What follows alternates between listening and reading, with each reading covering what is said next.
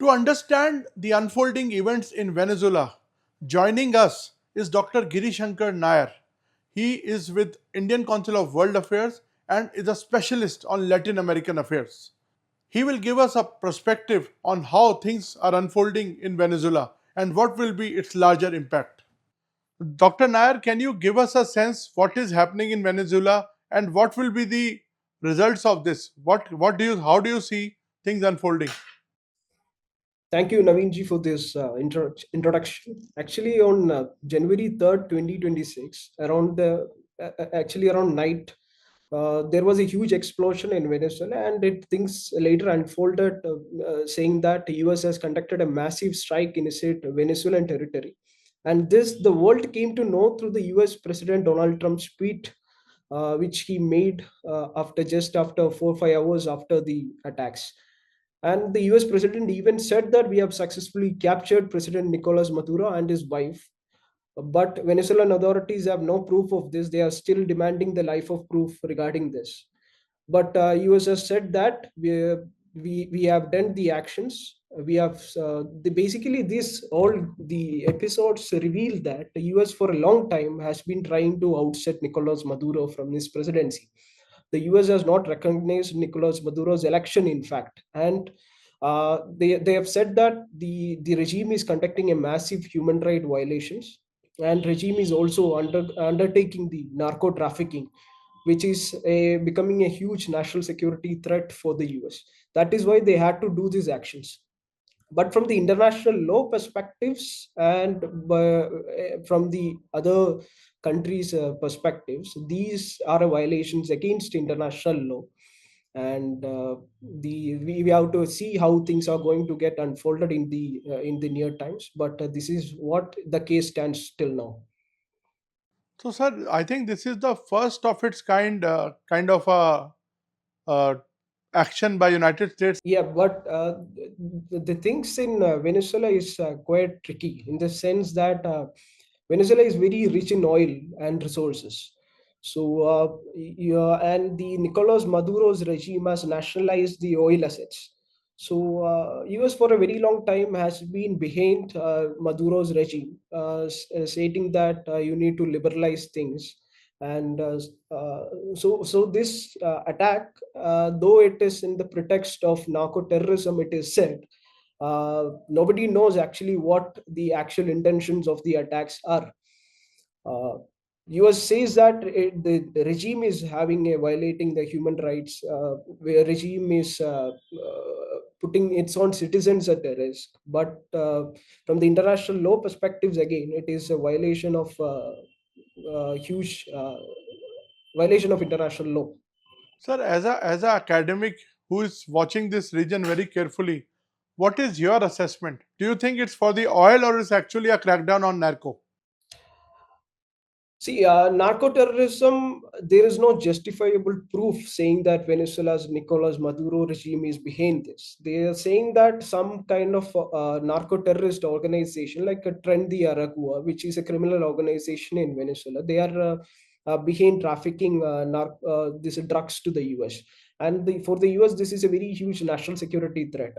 But from the others perspective, there is two kind of perspective. The US justifies these attacks to the narco-terrorism, but the scholars who are watching this, who sees these episodes, they think that behind this narco-terrorism there is a possibility uh, of Venezuela's the possibility of US understanding the regional importance of Venezuela. Maybe it's critical resources and oil, and the attacks may be for the getting possession of these critical assets. So, sir, how do you see this panning out? Do you think it will also create fear in other Latin American countries? Yeah, of course, Colombia has come out in open. Maybe, and this is not the first time Colombia has said this, because if you see around just 3 months before, US had an attack made in the Caribbean region on the drug boats, and Colombia, the neighboring country of Venezuela, has come out saying that uh, uh, uh, the attacks that has been made by the US is in violating the international law, and there is no justifiable proof that the boats were trafficking drugs in their international waters. Now, Colombia has again given a statement just after this attacks made by the US, saying that there is going to be a huge refugee crisis in Colombia from Venezuela, and this attacks is not justified. So, refugee But crisis is going to be a huge issues now in going to be facing by the Latin American region.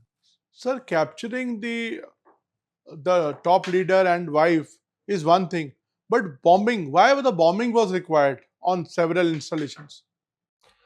Uh, I don't think this was an easy task for the US to just capture the Nicolas Maduro without bombing. Actually, to get a hold of the countries, you need to precisely have the target located. To capture a leader, it is not easy at its look like. But when we have still no proof of whether US has done it, because Venezuelan authorities are even still now asking life of proof. So, do you think there will be a huge hue and cry inside Venezuela on this action? And do you think or this will pass out? No, actually, this situation kind of in this world is undergoing a fragmentation. The U.S. The this whole international leader is also facing questions regarding the its leadership crisis and all. So this situation can be used by other countries like China and Russia in justifying their own invasions later, and this is going to be a huge issue in the UN. Before this, also before this event unfolding, it has already been taking place in the UN. These debates, but when the after this action, this is going to be a huge scenario that is going to be unfolding. So, what will be the leadership now? Who will take over in Venezuela? Will there be a vacuum? And who will take over after the capture? I think the general elections will be again made, and earlier Juan Guaido, U.S. approved candidate, opposition candidate, was there in Venezuela. Maybe he will take on over, or otherwise the election will be held and new candidate will be declared. Basically, Nicolas Maduro's elections has not been recognized by the U.S., and this itself was a fact in maybe U.S. justifying the attacks. So, you see this as a limited, targeted attack and capture, or do you think that there will be a further crackdown? No, I don't think there will be further crackdown. This was an limited crackdown just to capture the president of Venezuela because he was not going with the U.S. Policies. He was highly critical of the U.S. policies. So this was an attempt just to remove him and install the U.S. based leaders or puppets. And also, I think he was asked by Donald Trump to step down. Yeah.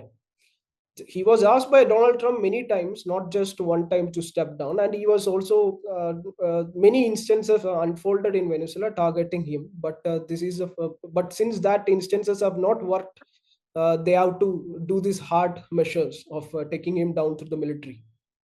But do you think that this is going to show US, which consider itself as a law-abiding, state, which is also setting the parameters for other countries, as you said?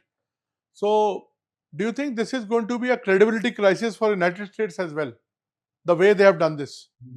It depends on how you frame the narratives. If the US is successful in framing the narratives as well as behind human rights and democracy, then US is going to succeed. But if others are going to justify the attacks based on violating international law, then US legitimacy gets questioned. Sir, my last question to you: how was this drug trafficking impacting US society? You said it was a big national security threat. So, how was it? What was the main concern of narco-terrorism, and how was it affecting the US society?